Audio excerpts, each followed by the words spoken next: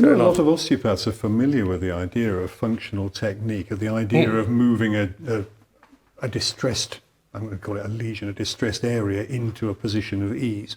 I'm intrigued to see how you're going to apply that to Travis here. Yeah, okay. So I want to look at 2 of the 5 diaphragms for this. So I'm going to look at the pelvic floor and I'm going to look at the respiratory diaphragm. These are 2 ways that it's really nice to sort of get into this. So if you think of the respiratory diaphragm, it's not just here, it's not just at the back, it's a cylinder that runs across, it attaches to T12, comes around into the ribs and into here. So what we have is this functional piece that works like this. The idea is that that can torsion up. And we know that if that torsions up, that can give us things like reflux. It can add to that kind of thing.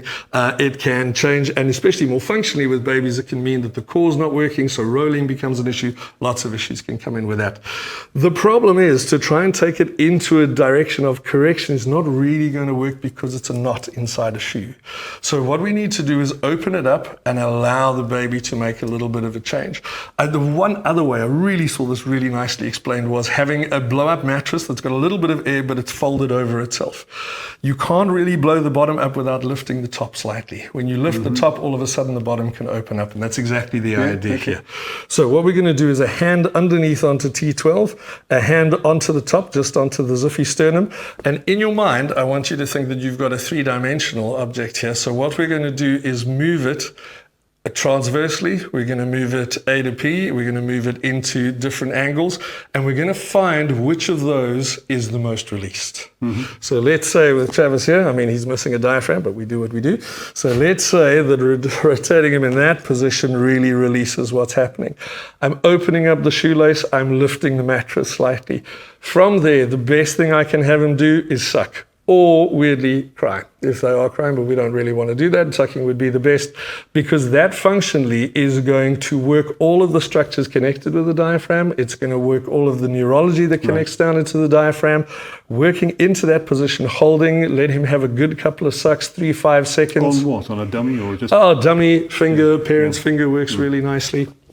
So from there into that position, hold into that position, and then come back. But now the interesting part is then to recheck again what's happened, because you might find that now the area of tension is in a different plane, because you've undone the knot slightly, but you haven't undone the whole knot. So it's not good enough just to go in one. Now we want to go into another area to try and release that. That can work with the pelvic diaphragm as well, just going down onto the sacrum and just above the pubis. That can also work for coming onto the thoracic outlet, very much the same idea. It's coming into that position there, lifting slightly, and then moving in that direction. Why would you work on the thoracic outlet? What's your cue to say, I've got to do that?